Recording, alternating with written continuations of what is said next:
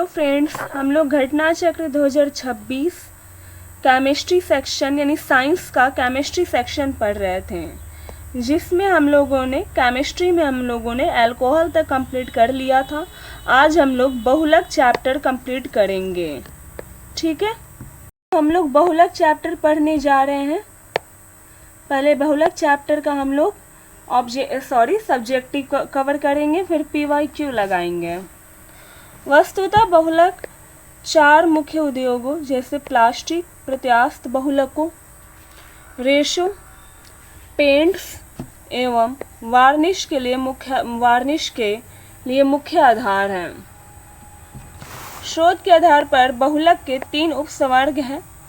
पहला प्राकृतिक बहुलक। यह बहुलक पादपों एवं जंतुओं में पाए जाते हैं, जैसे प्रोटीन, सेलुलोज, स्टार्च एवं रबर। सेकंड, अर्ध संश्लेषित बहुलक। सेलुलोज उत्पन्न जैसे सेलुलोज एसीटेट यानी रेयन तथा सेलुलोज नाइट्रेट इसके कुछ उदाहरण हैं। संश्लेषित बहुलक। विभिन्न प्रकार के संश्लेषित बहुलक जैसे प्लास्टिक यानी पॉलीथीन, संश्लेषित रेशे नायलॉन 6X और संश्लेषित रबर ब्यूनस एस मानव निर्मित बहुलकों के उदाहरण हैं। वह प्रक्रम जिसमें बड़ी संख्या में सरल अणु एक दूसरे से संयोग करके उच्च अनुभार का एक बृहद अणु बनाते हैं, बहुलकीकरण कहलाते हैं तथा इस प्रक्रम के फलस्वरूप बने उच्च अणु के अनुभार की यौगिक को बहुलक कहते हैं। जिन सरल अणुओं के संयोजन से बहुलक बनता है एकलक कहलाता है। कुछ असंतृप्त हाइड्रोकार्बन के मुख्य बहुलक निम्नलिखित हैं। पॉलीएथिलीन यानी पॉलीथीन। पॉलीथीन एथिलीन का उच्च बहुलक है। पॉलीएथिलीन ताप शून्यमय प्लास्टिक है। यह विद्युत अचालक, नम्य व जल प्रतिरोधी है। इसका उपयोग पैकिंग के लिए तथा जल से बचाव के लिए फिल्में व शीटें बनाने में किया जाता है। टेफ्लॉन यानी कि पॉलीटेट्राफ्लोरोएथिलीन। टेफ्लॉन या टेट्राफ्लोरोएथिलीन का उच्च बहुलक है। टेफ्लॉन का उपयोग सांद्र अम्लों व दाहक द्रवों के भरने की केन बनाने तथा ऊष्मा और रासायनिक पदार्थों के प्रति स्थायी वस्तुएं जैसे गैसकेट, सील आदि बनाने में होता है। इसका उपयोग इंसुलेटिंग पदार्थ के रूप में भी होता है। टेफ्लॉन का पृष्ठ बहुत चिकना होता है, उससे कोई वस्तु चिपकती नहीं है। इस गुण के कारण कुकिंग के बर्तनों पर टेफ्लॉन का लेप किया जाता है। पॉलीवाइनिल क्लोराइड यानी PVC वाइनिल क्लोराइड का उच्च बहुलक है। पॉलीवाइनिल क्लोराइड विद्युत अचालक, नम्य व जल प्रतिरोधी है। इसका उपयोग प्लास्टिक के pipe, gramophone record, handbag, raincoat, जलरोधी पर्दे, वाटरप्रूफ वस्तुएं, चप्पलें, खिलौने, बाल्टियां आदि अनेक वस्तुओं के बनाने में होता है। प्राकृतिक रबर क्या है? रबर एक प्राकृतिक बहुलक है और इनमें प्रत्यास्थ गुण पाए जाते हैं। इसे प्रत्यास्थ बहुलक भी कहा जाता है। प्रत्यास्थ बहुलकों की श्रृंखलाएं आपस में दुर्बल अंतराण्विक बलों द्वारा जुड़ी होती है। ये दुर्बल बंधन बल बहुलक को तनित होने देते हैं। प्राकृतिक रबर आइसोप्रीन यानी 2-मेथिल-1,3-ब्यूटाइडाइन का रैखिक बहुलक है। प्राकृतिक रबर उच्च ताप पर नरम और निम्न ताप पर भंगुर हो जाता है। उच्च जल अवशोषण क्षमता प्रदर्शित करता है। यह ध्रुवीय विलायकों में घुलनशील होता है और ऑक्सीकरण कर्मकों के आक्रमण के प्रति प्रतिरोधी नहीं है। ठीक है, इन भौतिक गुणों में सुधार के लिए वल्नीकरण की प्रक्रिया की जाती है।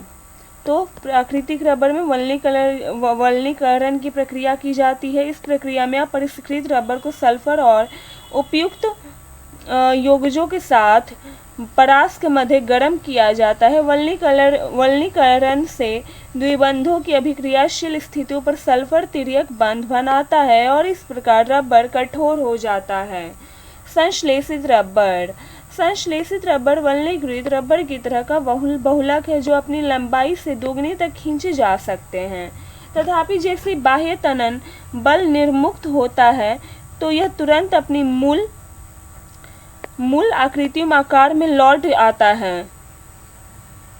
नियोप्रीन यानी पॉलीक्लोरोप्रीन नियोप्रीन क्लोरोप्रीन का उच्च बहुलक है। यह एक प्रकार का कृत्रिम रबर है। इसका उपयोग पाइप, बेल्ट आदि के बनाने में होता है। तो हम लोग अब ऑब्जेक्टिव पार्ट में आए। पहला क्वेश्चन है, प्राकृतिक रबर निम्नलिखित में किस एक का बहुलक है? तो आइसोप्रीन का बहुलक है।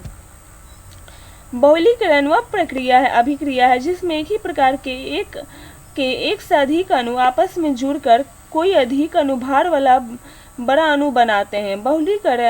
बहुलकीकरण में भाग लेने वाले अणुओं को एकलक एवं उत्पाद को बहुलक कहा जाता है। प्राकृतिक रबर आइसोप्रीन का बहुलक है। आइसोप्रीन एक कार्बनिक पदार्थ है जिसका सूत्र CH2 CCH3 CH ये है। ठीक है। प्राकृतिक रबर किसका बहुलक है? आइसोप्रीन का बहुलक है प्राकृतिक रबर। कौन एक प्राकृतिक बहुलक नहीं है? रेशम है, ऊन है, चमड़ा है। नाइलॉन प्राकृतिक बहुलक नहीं है। ऊन, रेशम, चमड़ा आदि प्राकृतिक बहुलक है, परंतु नाइलॉन जो है प्राकृतिक बहुलक नहीं है। कौन सा एक पदार्थ प्राकृतिक बहुलक है? रेशम प्राकृतिक बहुलक है। कौन सा बहुलक नहीं है? तो घी बहुलक नहीं है। निम्नलिखित में कौन प्राकृतिक रेशम का एक घटक है? तो नाइट्रोजन प्राकृतिक रेशम का एक घटक है। प्राकृतिक रेशम में नाइट्रोजन विद्यमान होता है, जबकि कृत्रिम रेशम में नाइट्रोजन नहीं होता है। ठीक है। सेलुलोज एवं स्टार्च दोनों में होता है, तो प्लस माइनस ग्लूकोज। इसमें कुछ नहीं दिया हुआ है, बस यही दिया हुआ है। सेलुलोज पृथ्वी पर सबसे अधिक पाया जाने वाला कार्बनिक यौगिक जैव बहुलक अर्थात बायोपॉलिमर तथा पॉलीसैकेराइड है। इसके प्रत्येक अणु लगभग इतने अणुओं के बना अशाखित होमोपॉलीमर श्रृंखला के रूप में होता है। स्टार्च पादपों का संरचनात्मक पॉलीसैकेराइड होता है। इसमें ग्लूकोज इकाइयों से बने दो प्रकार के होमोपॉलीसैकेराइड अणु होते हैं। निम्नलिखित कार्बनिक पदार्थों में से कौन प्रकृति में सर्वाधिक प्रचुरता में पाया जाता है? तो सेलुलोज सर्वाधिक प्रचुरता में पाया जाता है। सेलुलोज कार्बोहाइड्रेट का एक रूप है। प्रकृति में सर्वाधिक प्रचुरता में पाया जाने वाला कार्बनिक पदार्थ सेलुलोज है। यह एक पॉलीसैकेराइड है। इसका शुद्धतम प्राकृतिक रूप कपास है। किस रासायनिक ग्रुप से सेलुलोज संबंधित है? शर्करा। निम्न में से यानी इस सब में कौन रासायनिक रूप से सेलुलोज से संबंधित है? तो शर्करा। कौन सा एक गैर सेलुलोजी रेशे का उदाहरण है? तो नाइलॉन। बाकी मीन्स की जो न्यूलॉन है वो गैर सेलुलोजी रेशे का उदाहरण है।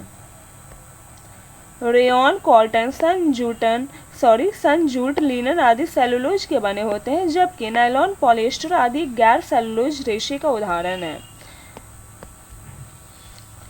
निम्नलिखित में से कौन सा कथन गलत है? तो पहला है, कपास गर्मियों में कपड़ों के रूप में उपयोग की जाने वाली उपयुक्त है क्योंकि यह नमी को अवशोषित करता है। भाई सही है। सीढ़ी बनाने के लिए पॉलीकार्बोनेट का उपयोग किया जाता है। सही है।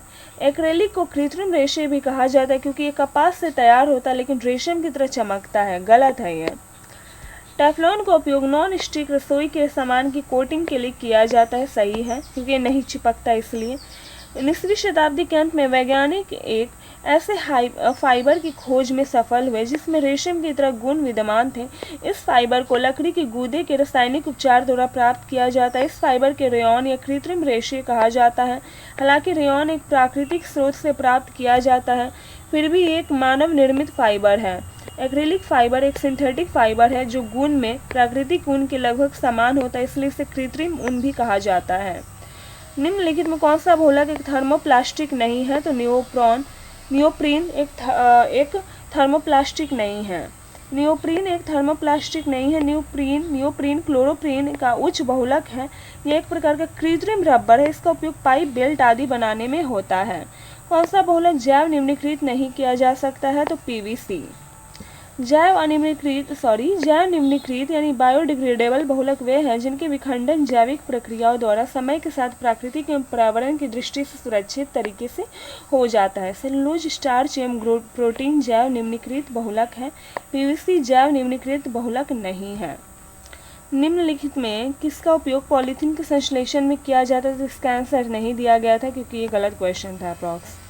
पॉलीथीन एथिलीन के बहुलकीकरण द्वारा बनाया जाता था पॉलीथीन एथिलीन का बहुलक होता है। पॉलीथीन बनाने में किस गैस का उपयोग होता है? तो एथिलीन का। पॉलीथीन बनाने में एथिलीन गैस का उपयोग होता है। पॉलीथीन एथिलीन का बहुलक है। प्लास्टिक में कौन सी गैस उत्पन्न होती है? तो पॉलीएथिलीन। प्लास्टिक से पॉलीएथिलीन गैस उत्पन्न होती है। निम्नलिखित में फर्श टाइल्स बनाने के लिए उपयोग किए जाने वाला मेलामाइन एक उदाहरण है थर्मोसेटिंग प्लास्टिक का। मेलामाइन एक थर्मोसेटिंग प्लास्टिक है। थर्मोसेटिंग प्लास्टिक एक मानव निर्मित सामग्री है जिसे एक बार ढालने के बाद पुनः गर्म नहीं किया जा सकता। थर्मोसेटिंग प्लास्टिक अपना आकार खोए बिना उच्च तापमान सहन कर सकता है। ये इम्पोर्टेंट नहीं है, आइस का पूछा हुआ है। निम्नलिखित पर विचार कीजिए, उपयुक्त में से कितनों में प्लास्टिक होता है? तो तीनों में प्लास्टिक है। ठीक है,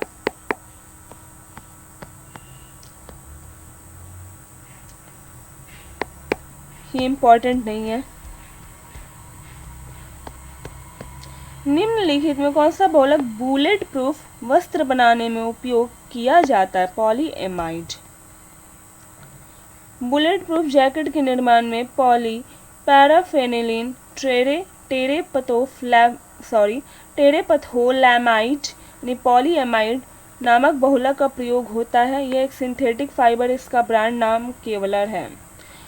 हल्के बुलेट प्रूफ हेलमेट तथा आवरण अपने निर्माण में निम्न में से किस फाइबर का उपयोग करते हैं? केवलर का। हल्के बुलेट प्रूफ हेलमेट तथा आवरण के निर्माण के लिए केवलार फाइबर का उपयोग किया जाता है। केवलार एक मजबूती, गर्मी प्रतिरोधी तथा सिंथेटिक फाइबर है। केवलार विशिष्ट पॉलीएमाइड परिवारों से आता है जो बेंजीन से प्राप्त होता है, जिसके फलस्वरूप एक लंबी आणविक श्रृंखला रूपी रेशे का निर्माण होता है। केवलार की उत्कृष्ट शक्ति से भार अनुपात तथा उत्कृष्ट तापीय स्थिरता के कारण इसका प्रयोग सामान्यतः सुरक्षा उपकरणों में किया जाता है। बुलेट प्रूफ जैकेट के निर्माण में किस बहुलक पदार्थ का प्रयोग होता है? केवलार। बुलेट प्रूफ जैकेट के निर्माण में केवलार नामक बहुलक का प्रयोग होता है। केवलार एक सिंथेटिक फाइबर है, एक पॉली पैराफेनिलीन टेरेप्थोलैमाइड का ट्रेडमार्क नाम है। बुलेट प्रूफ जैकेट बनाने में किसका उपयोग किए जाने वाले फाइबर का नाम क्या है? तो केवलार। बुलेट प्रूफ, वही सेम क्वेश्चन है। बुलेट प्रूफ पदार्थ बनाने के लिए निम्नलिखित में कौन सा बहुलक प्रयुक्त होता है? तो पॉलीएमाइड। निम्नलिखित में कौन सा बहुलक बुलेट प्रूफ खिड़की बनाने में उपयोग होता है? पॉलीकार्बोनेट। कौन सा एक बुलेट प्रूफ जैकेट बनाने में उपयोग होता है? तो लैमिनेटेड कांच। निम्नलिखित में किन बहुलक का उपयोग बुलेट प्रूफ वस्तुओं को बनाने में किया जाता है? तो केवलार और लेक्सान का। 1 और 3। केवलार तथा लेक्सान बहुलकों का उपयोग बुलेट प्रूफ शीशा, डीवीडी, किचन के बर्तन आदि बनाने में किया जाता है। ठीक है, जबकि ग्लिप्टाल एक थर्मोसेटिंग प्लास्टिक, इसमें तन्यता नहीं होती, इसका इस्तेमाल पेंट बनाने में किया जाता है। ये इम्पोर्टेंट नहीं है। बहुलक जो विशेषता बर्तनों पर न चिपकने वाली सतह के रूप में प्रयुक्त होता है कहलाता है टेफ्लॉन कहलाता है। पॉलीटेट्राफ्लोरोएथिलीन एक संश्लेषित फ्लोरो बहुलक है। इसका साधारण नाम टेफ्लॉन है। यह एक ठोस फ्लोरोकार्बन है। इसका गलनांक कितना होता है? यह अनेक कार्यों के लिए उपयोगी है। मुख्यतः इसका उपयोग बर्तनों पर न चिपकने वाली सतह के रूप में होता है। निम्नलिखित बहुलकों में से किसका उपयोग न चिपकने वाली कड़ाही के निर्माण में किया जाता है? तो टेफ्लॉन का।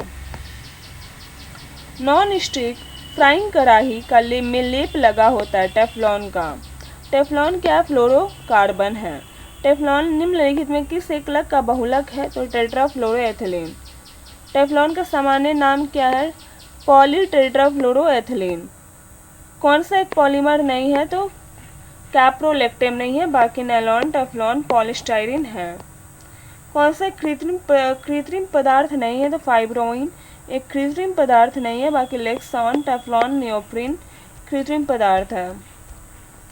पीएचबी भी बायोडिग्रेडेबल पॉलीमर का पूर्ण नाम क्या है? तो poly 3 hydroxy butyrate CO3 hydroxy valerate.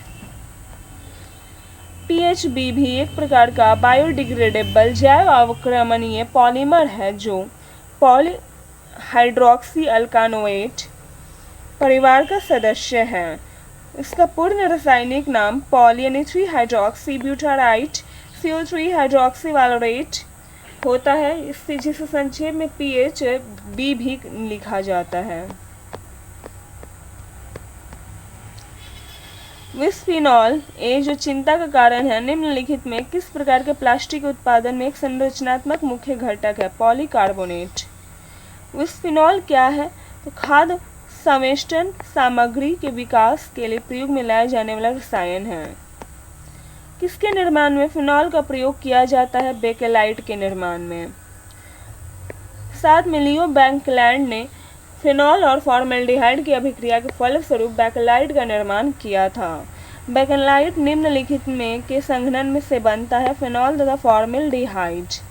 Bakelite एक प्रारंभिक प्लास्टिक है। इसका रासायनिक नाम पॉलीऑक्सी बेंजाइल मैथिलीन ग्लाइको एनहाइड्राइड है। यह थर्मोसेटिंग फिनॉल फॉर्मेल्डिहाइड रेजिन होता है जो फिनॉल और फॉर्मेल्डिहाइड से संघनन प्रतिक्रिया करके के फलस्वरूप बनता है। इसकी खोज इतना के मध्य बेल्जियम के रसायन लियो बैंकलैंड ने की थी। तो यहाँ हमारा चैप्टर कंप्लीट हुआ।